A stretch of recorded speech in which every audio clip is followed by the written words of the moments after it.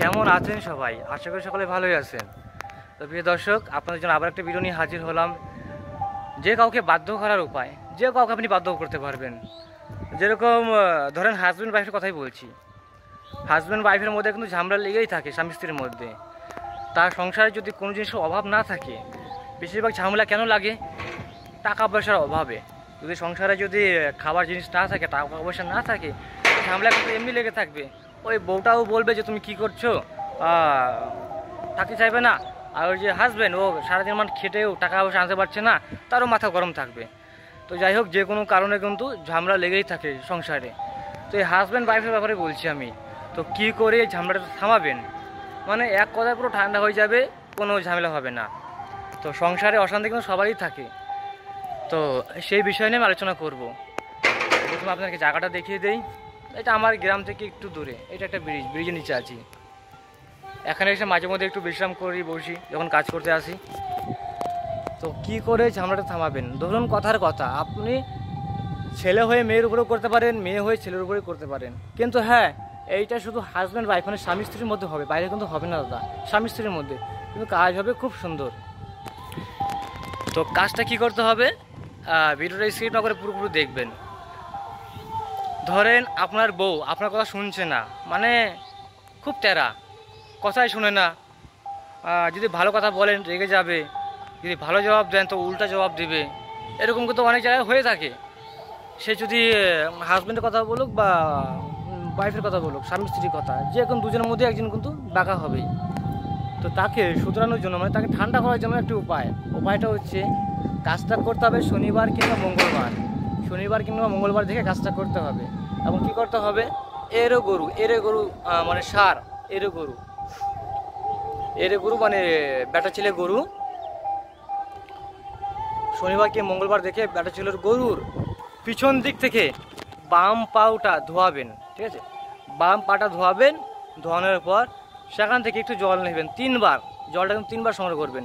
জল ঢাললেন, জল ঢেলে দিলেন, হালকা একটু জল উঠিয়ে নিলেন। আবার জল ঢাললেন বাম পায়ে পিছনে, আবার জল উঠিয়ে দিলেন। আবার জল ঢালেন, আবার উঠাবেন 3 বার তার পায়ে জল ঢালবেন এবং একটু একটু করে উঠাবেন। সে যতটুকুই হোক, একটুখানি হলেও কাজ হবে। সেই জলটা আপনি নিয়ে আসবেন। ঠিক আছে, বাড়িতে নিয়ে আসবেন। বাড়িতে আসার পর যদি আপনার বাড়িতে মন্দির থাকে, ওই ঠাকুরের সামনে সারা রাতের জন্য রেখে দেবেন। মনের ঠাকুরের কাছে কামনা করবেন। আপনার মনের যে ইটা আছে ওটা ঠাকুরের কাছে প্রকাশ করবেন যে মা বাবা, আমার এই সমস্যাটা দূর করে দিও। ওই জলটা ঠাকুর ওখানে রেখে দিলেন।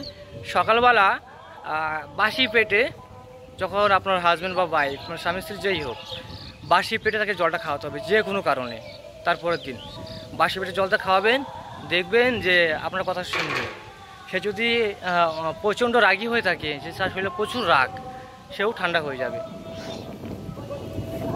তো এই বিদ্যাটি দিয়েছিল আমাকে আমার গুরুদেব নারায়ণচন্দ্র দাস। আর আমার যে গুরুদেব, তিনি বাংলাদেশ থেকে শিক্ষা গ্রহণ করেছিলেন। বাংলাদেশ থেকে তিনি 18 বছর তার গুরুদেবের ঝোলা কাঁধে করে নিয়ে ঘুরে বেরিয়েছে।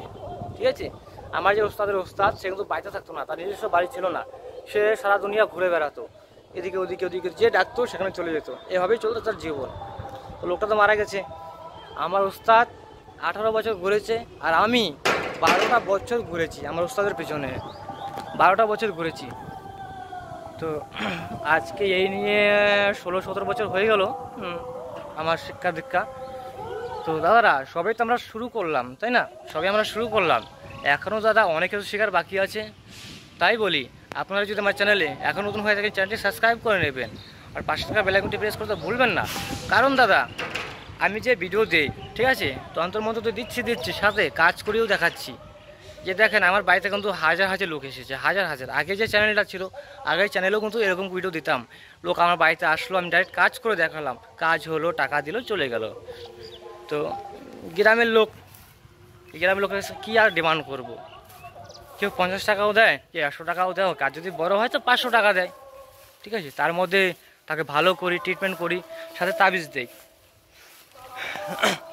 তো দাদা, আমি যে ভিডিও দিচ্ছি আর যেরকম মন্ত্র শেয়ার করছি, আশা করি আপনারা গোটা ইউটিউব চ্যানেলে কোথাও পাবেন না আমার কাছে যা বিদ্যা আছে।